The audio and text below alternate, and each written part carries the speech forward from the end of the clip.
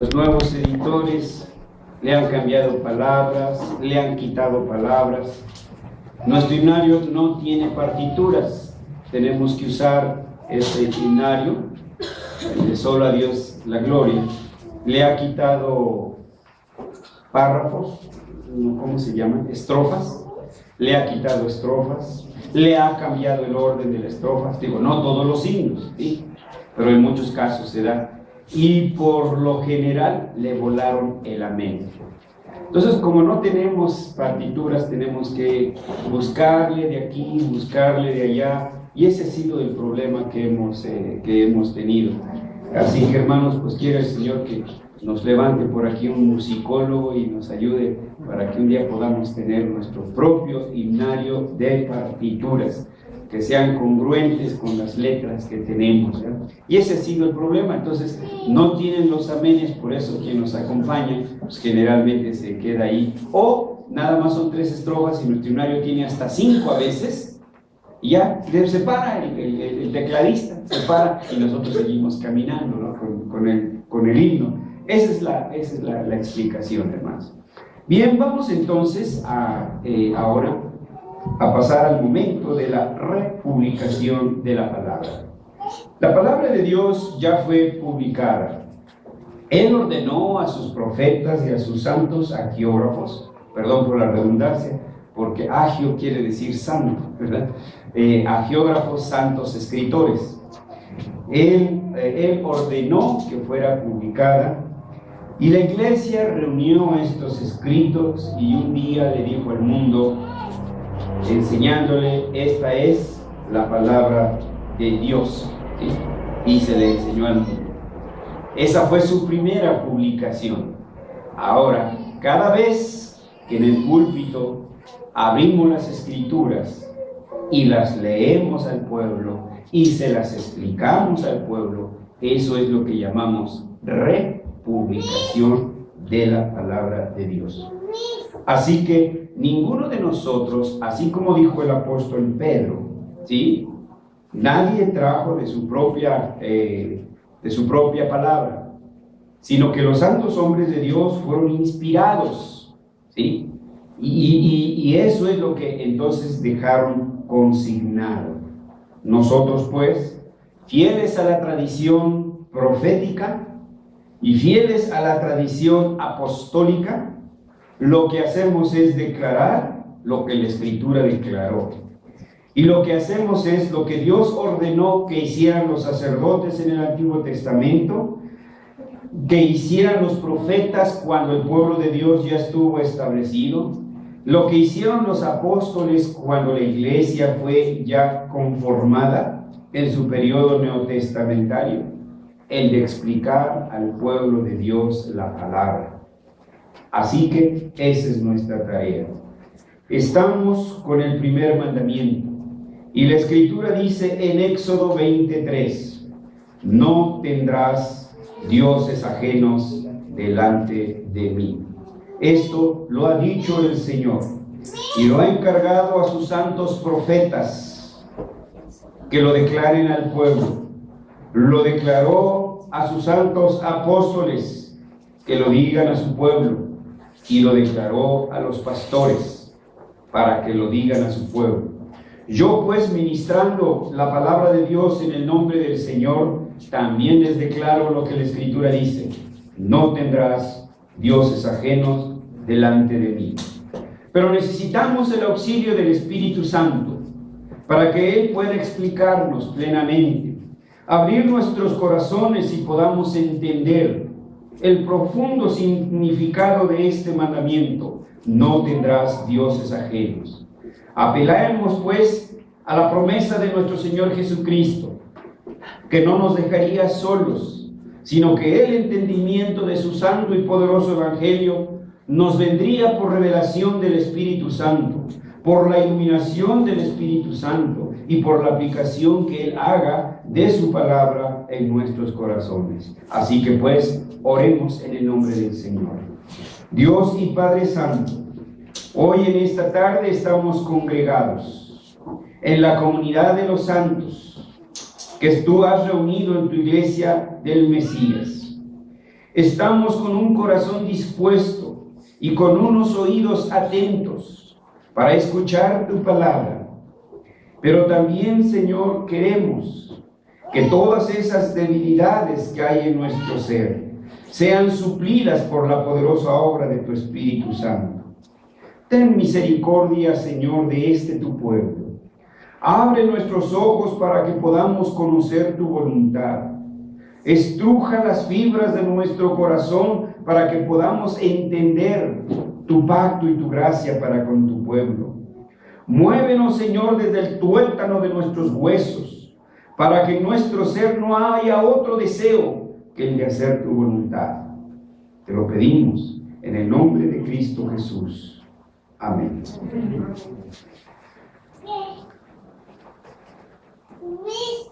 Como siempre lo mencionamos, hablar de un tema es difícil agotarlo en unas cuantas semanas.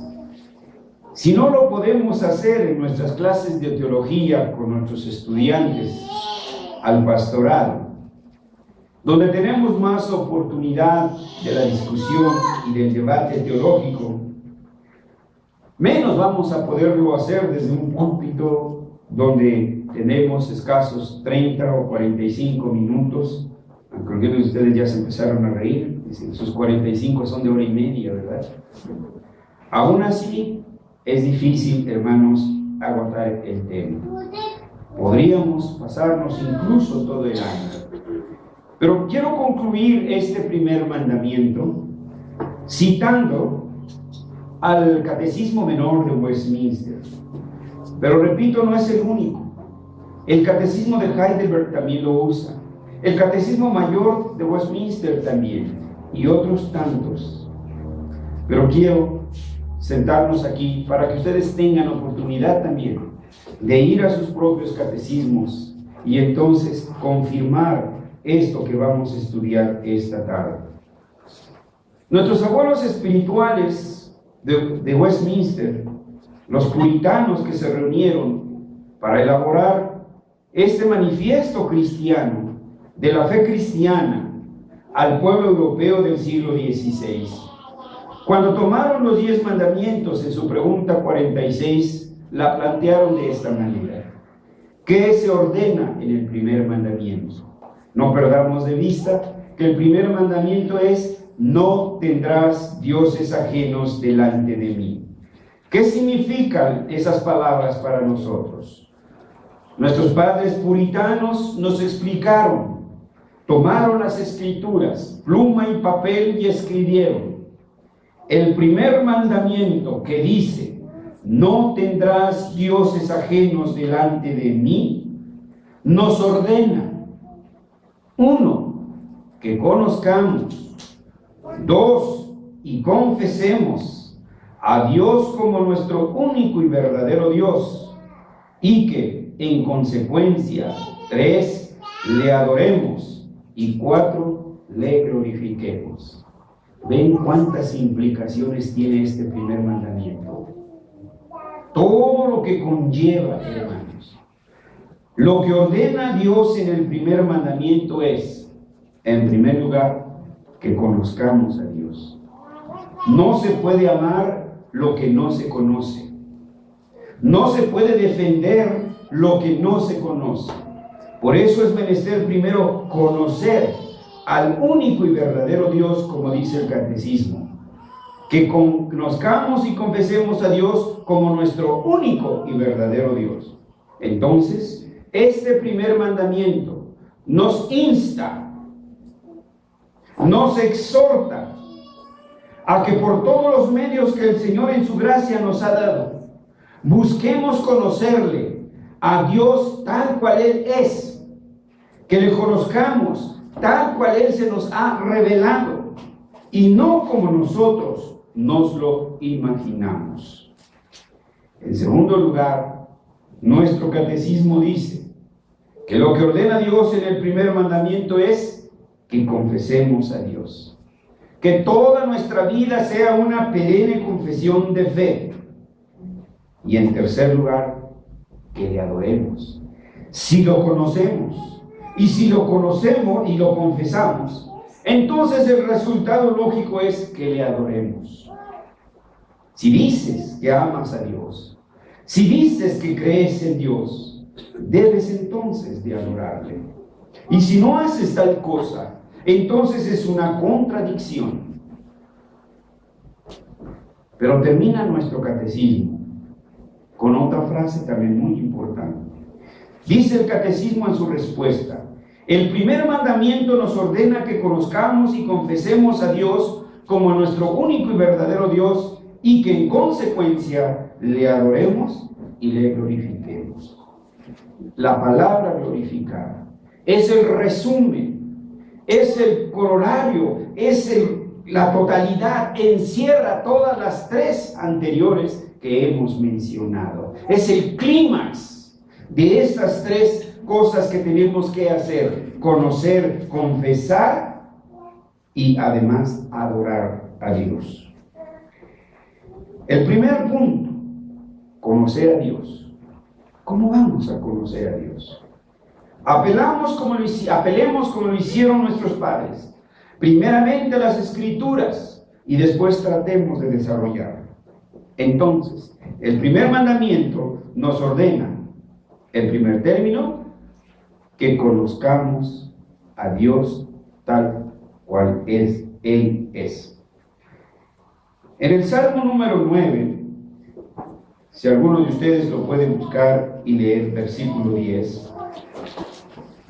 Salmo 9:10. Y confiarán los que conocen tu nombre, porque a tu justo vas no desamparaste a los que te buscaron.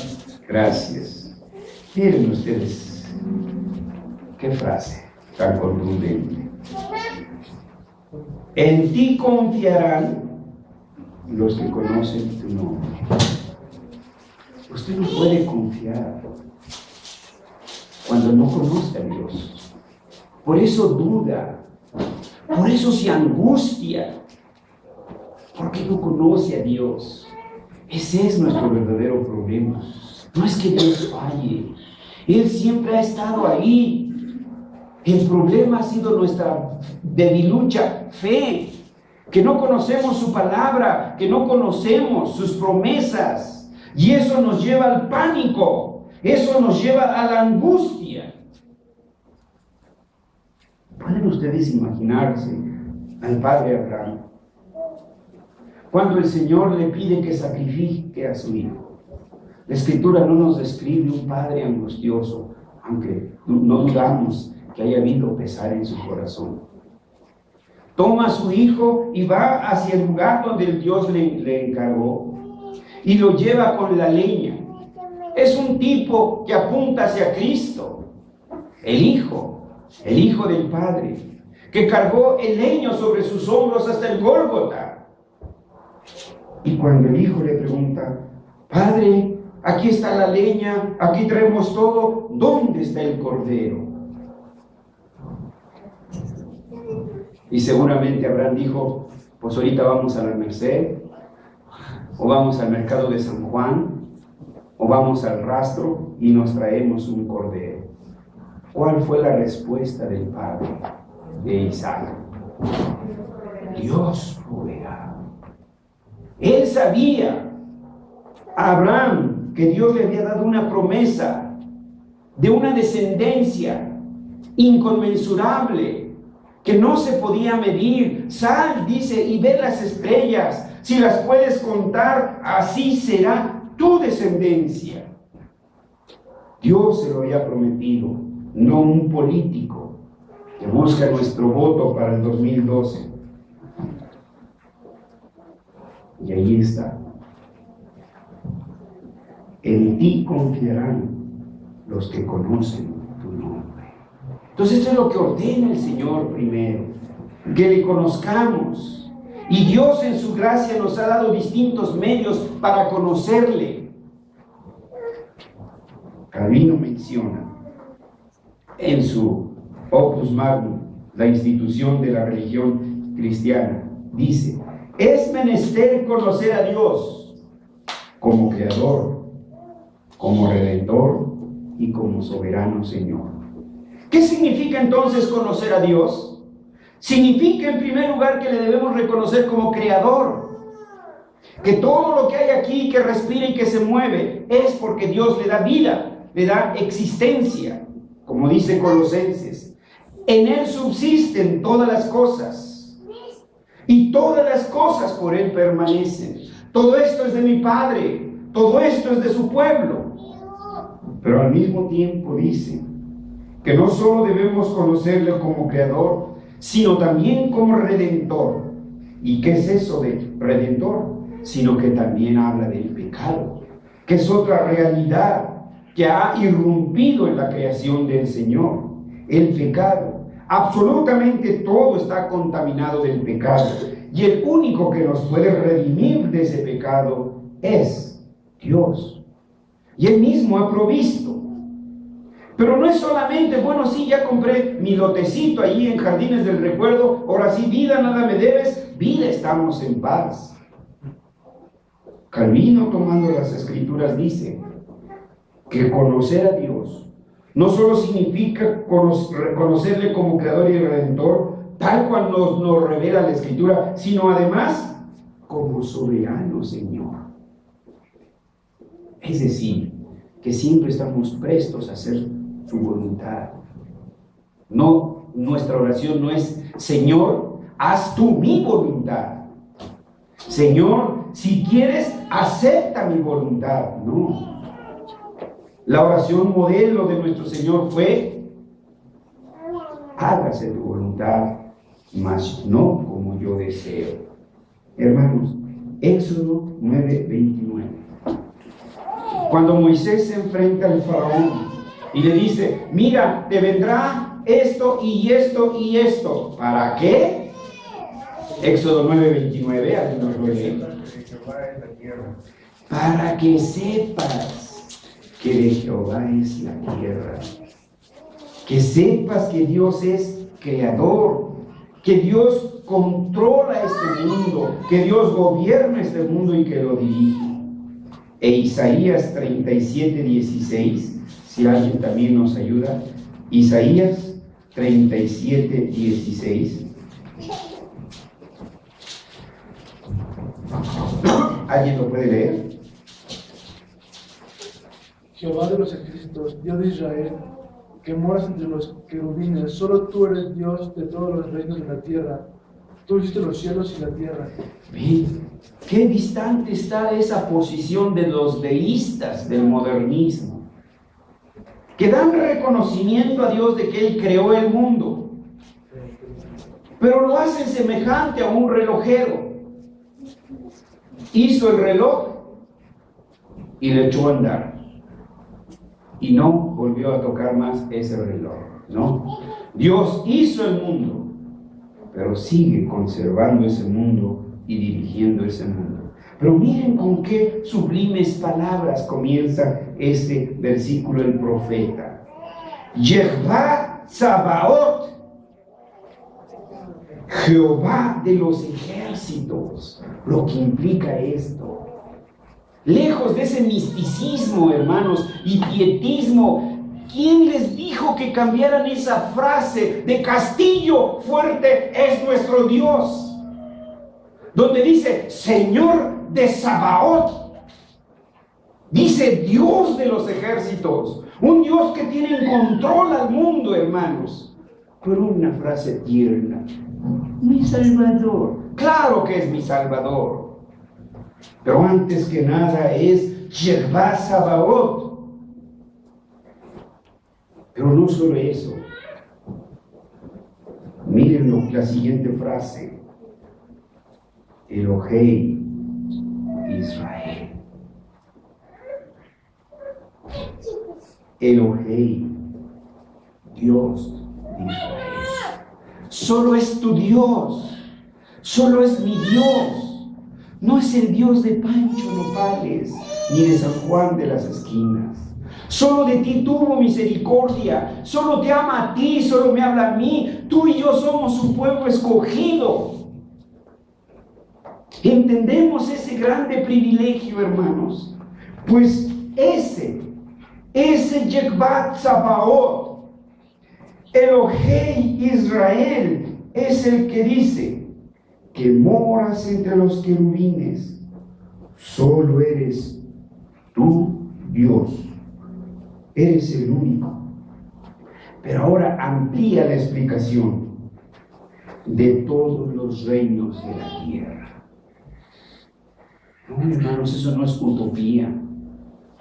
Si el mundo en realidad estuviera bajo el control de los hombres, hace mucho que el mundo hubiera terminado.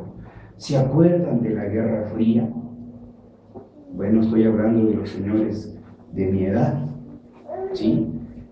El temor que existía de una guerra nuclear entre Rusia y Estados Unidos, que bastaba apretar un botoncito, incluso por equivocación, para que los misiles soviéticos llegaran a América, y como alguien algún día dijo, ¿no? Pobre de los mexicanos, tan lejos de Dios y tan cerca de Estados Unidos.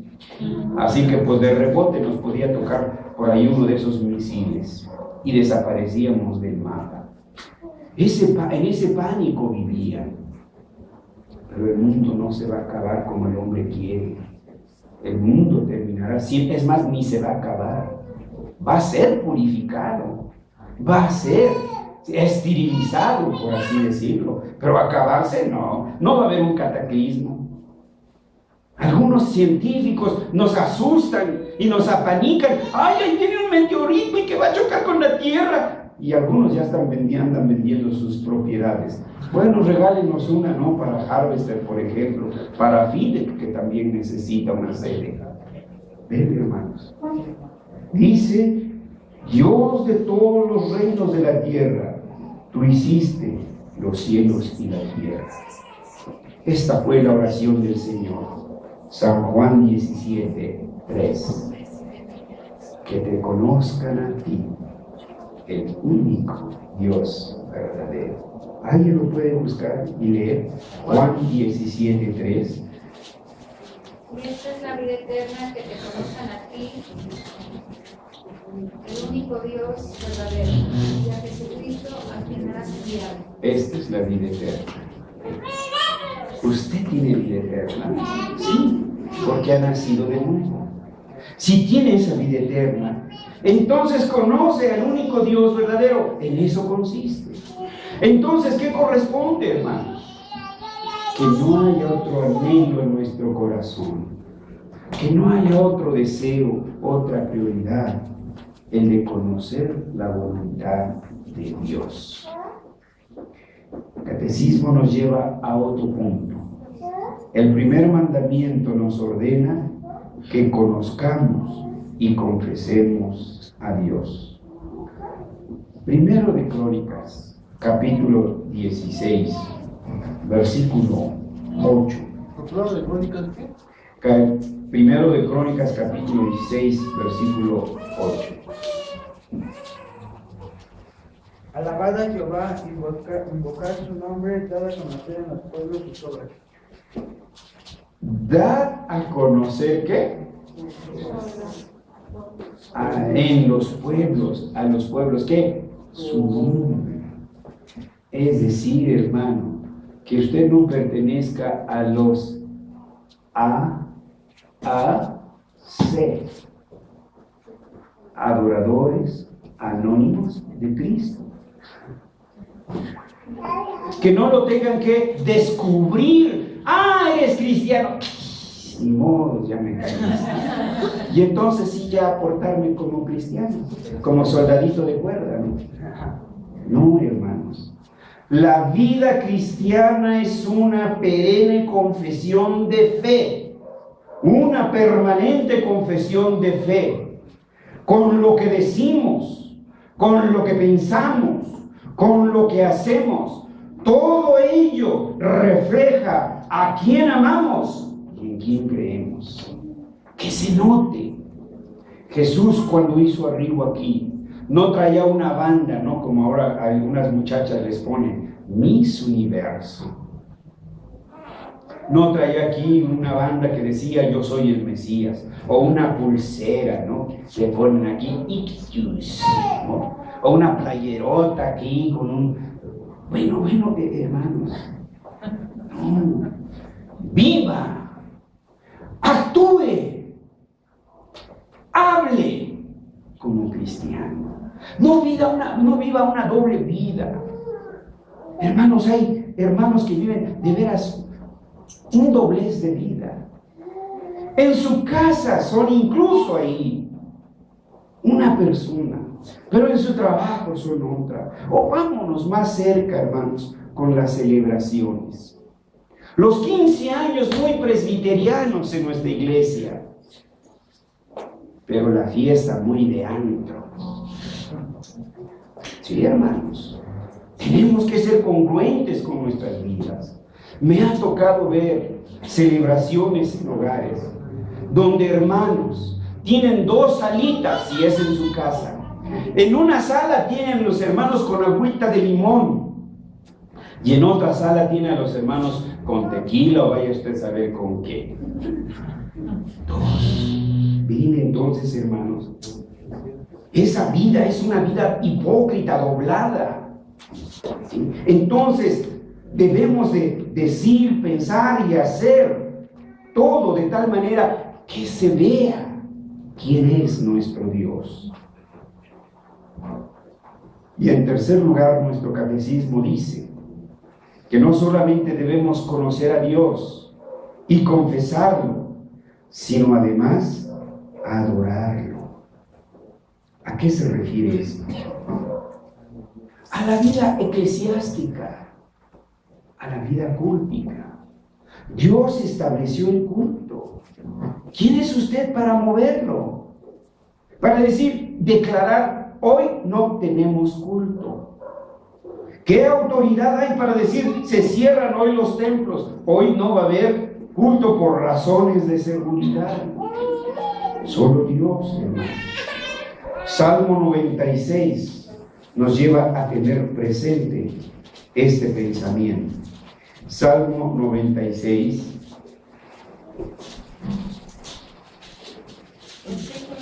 Versículo 6. Alabanza y magnificencia delante de Él, poder y gloria en su santuario. Gracias. ¿Dónde dice? Alabanza y magnificencia delante de Él, poder y gloria. ¿Dónde? El lugar que Él ha escogido para convocar a su pueblo y se reúna. Entonces, ¿quién es usted para decidir? Hoy tengo flojera y me levanto a las 12 y no voy. Hoy tengo algo importante que hacer. Si hoy me voy a sacar esto, hoy me voy a hacer lo otro, cuando esto es lo que Dios ha ordenado, hermanos. ¿Cómo es posible que usted se diga creer en Dios y todavía lo pone en segundo término y todavía lo pone en su agenda en las últimas horas a ver si le queda tiempo? Cuando dice su santuario, está hablando de su iglesia. No estamos sacralizando la iglesia, ni idolizando el edificio.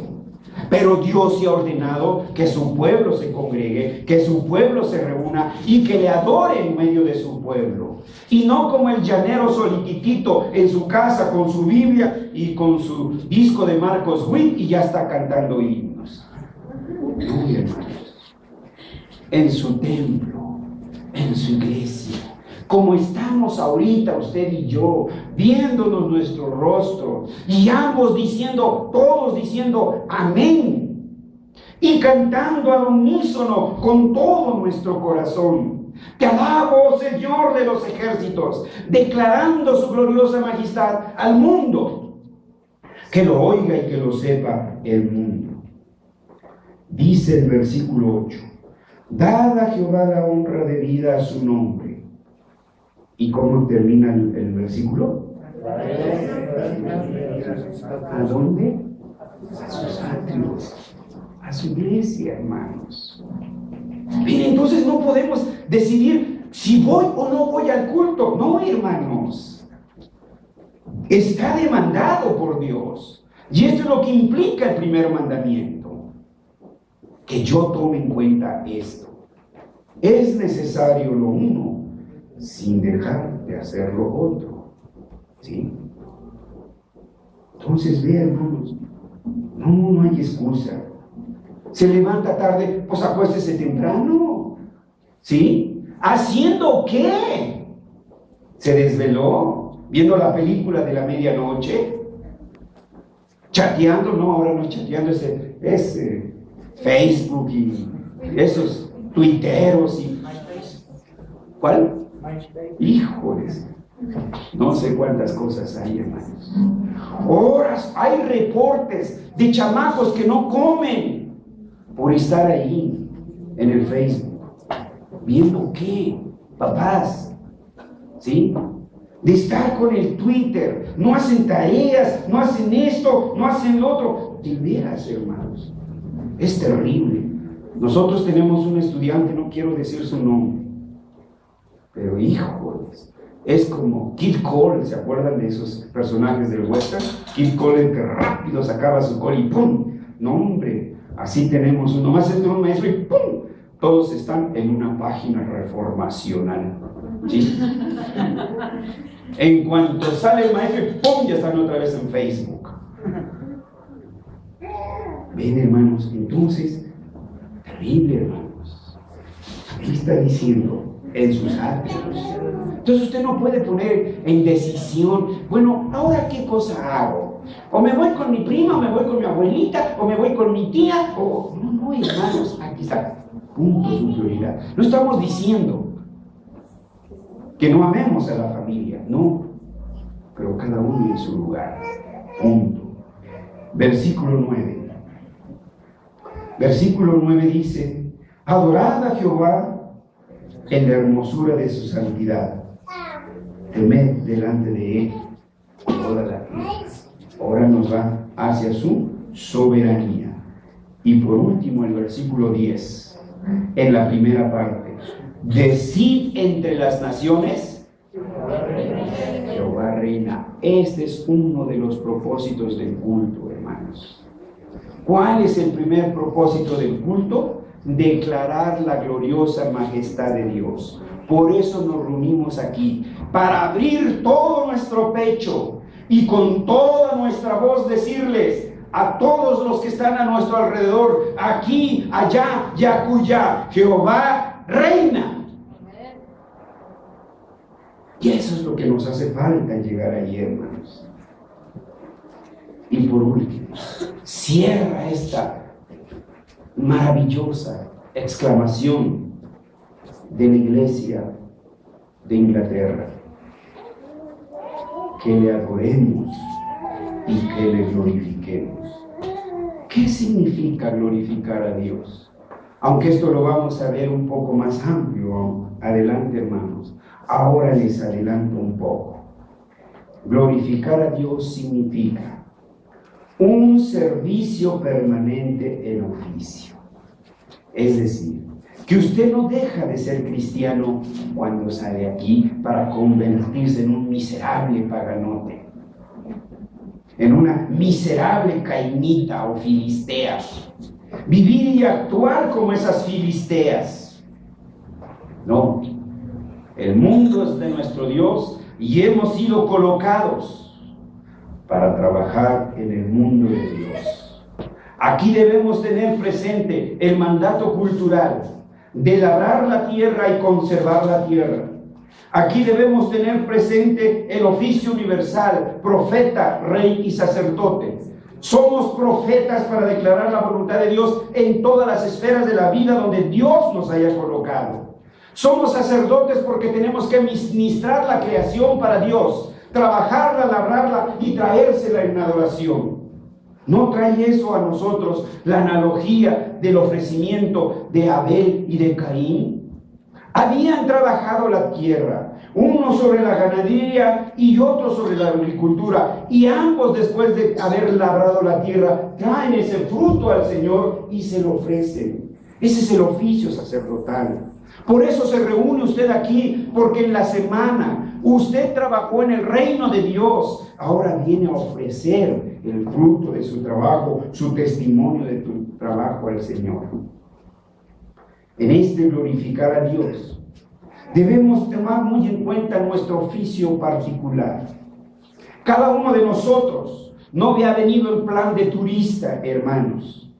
Cada uno de nosotros trae un oficio específico, usted, su hijo, ese muchacho que anda en el pasillo, trae un oficio. ¿Qué será? No lo sé. Pero yo sé que es tarea de sus padres, tarea de la iglesia, formar ese niño para que un día él asuma las responsabilidades personales de su oficio. Cada uno, Beto, Paulo, Pedro, no somos pollos para nada más estar comiendo maíz y bebiendo agua. Aún el mismo pollo nos sirve de alimento, algo hace. Bueno, nosotros también, hermanos, pero en ese oficio particular, óigalo bien, ingeniero, óigalo bien, médico, óigalo bien, maestro, óigalo bien, cada uno de sus oficios. Es su tarea rescatar, restaurar y redirigir esa esfera donde Dios lo ha colocado. Y no ponerse solamente bajo el yugo de los filisteos, bajo el yugo de los cainitas. Usted tiene que restaurar, tiene que rescatar y glorificar a Dios con ello. Eso implica, no tendrás dioses ajenos delante de mí. Así que, hermanos, entonces, ¿qué tenemos que hacer primero? Conocer a Dios, confesarlo y adorarlo. Hermanos, que de aquí en adelante haya una búsqueda intensa de la voluntad de Dios. Que busquemos oportunidades para confesarlo, pero también que estemos siempre dispuestos a adorar. Perdonen por la expresión. Que cuando se tenga que quedar en su casa es porque se le rompió un pie, o porque se le quebró un brazo, o no sé, porque ni aún así yo creo que con su cabestrillo, pero puede venir, hermanos. Así que entonces, y que en todo lo que hagamos, entonces, como dice el apóstol, si coméis o bebéis o hacéis cualquier otra cosa, hacedlo todo para la gloria de Dios. Que Dios nos bendiga, nos ayude, nos instruye y nos fortalezca a hacer su voluntad, a adorarlo solamente a Él y confesarlo y glorificarlo. Vamos a orar. Nuestro Dios y Padre, gracias por tu palabra, contundente a nuestros corazones, pero tonificante y refrescante como un bálsamo. Porque tú, el Jehová Tsabaoth, Jehová de los ejércitos, en tu infinita misericordia has inclinado tus ojos a este tu pueblo, Elohei Israel, al pueblo de Israel, tu pueblo, comprado y rescatado con la preciosa sangre de tu Hijo Jesucristo. Que nos concedes, Señor, ser tus profetas en este mundo. Que nos concedes ser tus sacerdotes en este mundo. Concédenos, Señor, cumplir fiel y cabalmente con cada uno de nuestros oficios. Y que todo el mundo sepa que Jehová reina en Jesús. Amén.